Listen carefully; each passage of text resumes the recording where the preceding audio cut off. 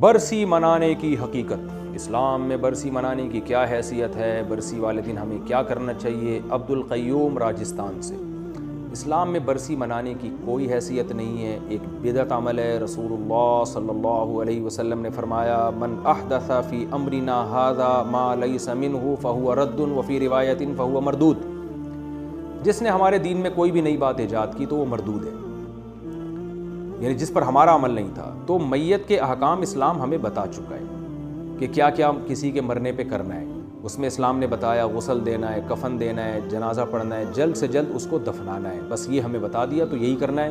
اور اس کے لیے صدقات و خیرات کرنا، یہ حدیث سے ثابت ہے، جب چاہیں جس وقت چاہیں صدقات و خیرات کر لیں۔ اور علماء نے صدقات و خیرات پر ہر عبادت کو قیاس کیا کہ کوئی بھی نیکی کا کام میت کے لیے کیا جا سکتا ہے، یہ جمہور کا مذہب ہے۔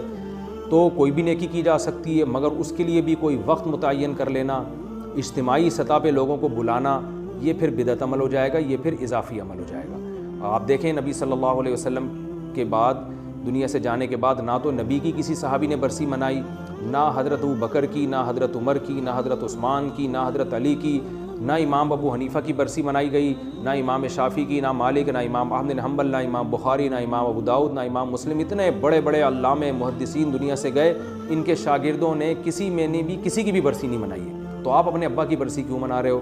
آپ اپنے دادا کی برسی کیوں منا رہے ہو؟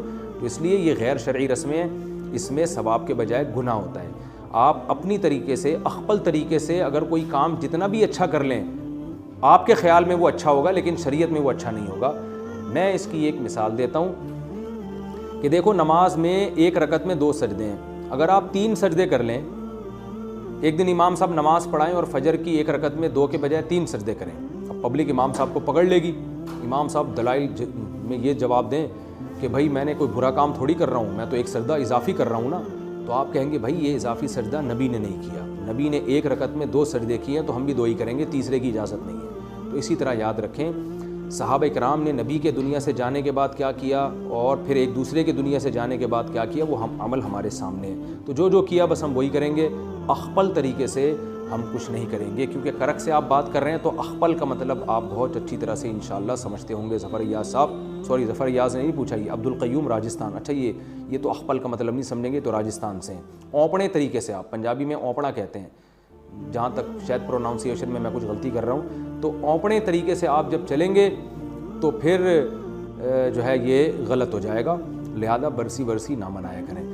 اب انہوں نے پوچھا ہے کہ برسی والے دن ہمیں کیا کرنا چاہیے؟ وہی کرنا چاہیے جو برسی والے دن سے پہلے کر رہے تھے آپ، یعنی اپنے معمول کے مطابق اپنی لائف میں مشغول رہیں۔